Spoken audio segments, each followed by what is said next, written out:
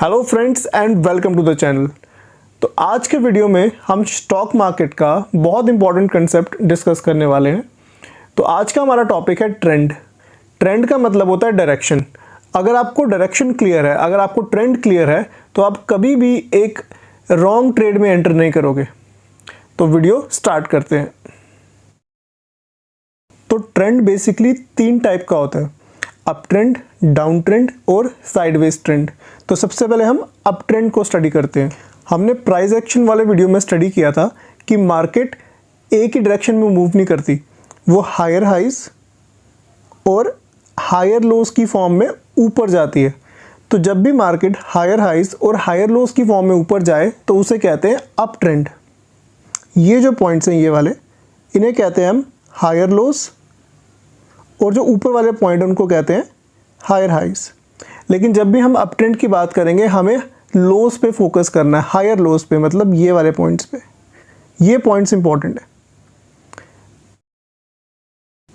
तो अगर हम इन पॉइंट्स को ज्वाइन कर दें तो एक ट्रेंड लाइन सी बन जाएगी। तो जब भी मार्केट अप ट्रेंड में चलती है तो हायर लोज को ज्वाइन करने से एक ट्रेंड लाइन बन जाती है। तो इसे कहते हैं अप ट्रेंड। अब इसका एग्जांपल चार्ट पे देखते हैं। अब मेरे सामने एक स्टॉक का चार्ट ओपन है। तो सबसे पहले आपको टाइम फ्रेम में जाना है और टाइम फ्रेम में जाके 1 वीक सिलेक्ट कर लेना है। जैसे आप 1 वीक सिलेक्ट करोगे आपका चार्ट 1 वीक टाइम फ्रेम में लग जाएगा। अब 1 वीक हमने सिलेक्ट क्यों किया? क्योंकि हमें एक लॉन्ग टर्म पर्सपेक्टिव देखना है। जब भी किसी स्टॉक को एनालाइज करते हैं तो सबसे पहले एक हायर टाइम फ्रेम सिलेक्ट करते हैं। तो यहाँ पे अगर आप देख पा रहे होगे ये जो पॉइंट्स हैं ये आपके हायर लोज हैं, मतलब हर एक लो पिछले लो से बड़ा बन रहा है। तो इस चार्ट को देख के आप कह सकते हो कि मार्केट अप ट्रेंड में है। तो अब इसमें ट्रेंड लाइन कैसे ड्रॉ करेंगे? आपको जाना है टूल्स वाले सेक्शन पे, यहाँ सेकंड नंबर पे ये वाला टूल पे सिलेक्ट करना है। नंबर 1 आ जाएगा ट्रेंड लाइन, इस पर क्लिक करेंगे और यहाँ से किसी एक हायर लो पे हमें ट्रेंड लाइन वाला पॉइंट रखना है और क्लिक कर देना है और उसके बाद इस लाइन को एक्सटेंड कर देना है। हमें सिर्फ 2 पॉइंट्स कनेक्ट करने हैं।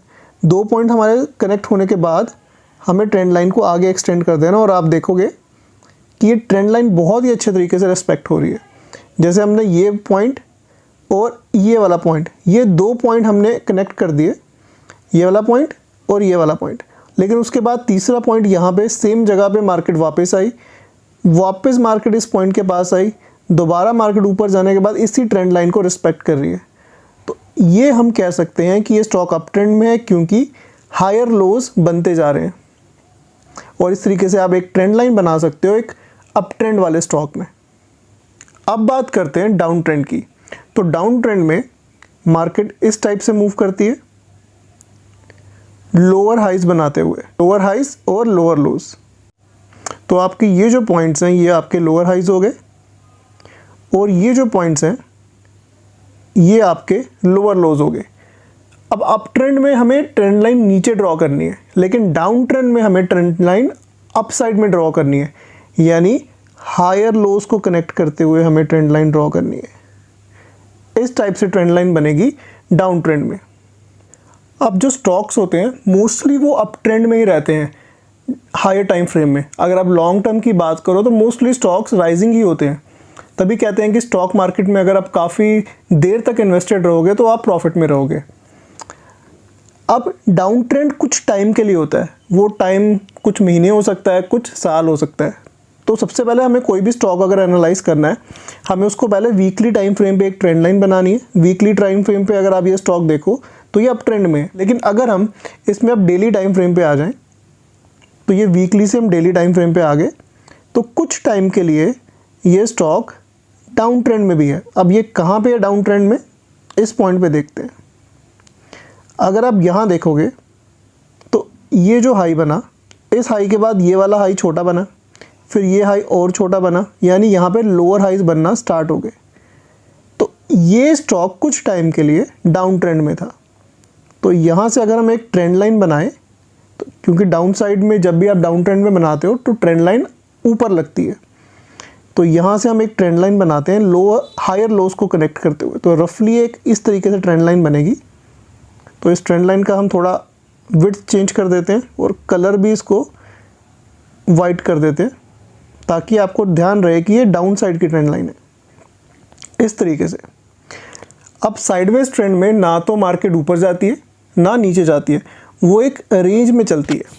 जैसे स्टॉक ऐसे जाएगा, फिर नीचे आ जाएगा, फिर उसी रेंज के पास जाएगा, फिर नीचे आ जाएगा, और इसी तरीके से स्टॉक चलता रहेगा जब तक वो इस रेंज को ब्रेक नहीं कर लेता। तो साइडवेज ट्रेंड में हम एक ट्रेंड लाइन ऊपर वाली साइड ड्रॉ करेंगे और एक ट्रेंड लाइन डाउन साइड में ड्रॉ करेंगे। आप चाहो तो यहाँ पे जोन भी ड्रॉ कर सकते हो, जैसे हमने पिछले वीडियो में बात की थी।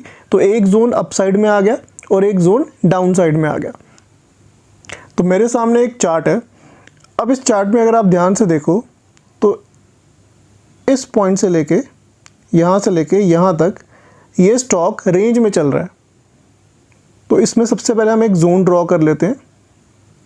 हमें यहाँ जाके एक टूल मिलेगा, रेक्टेंगल टूल।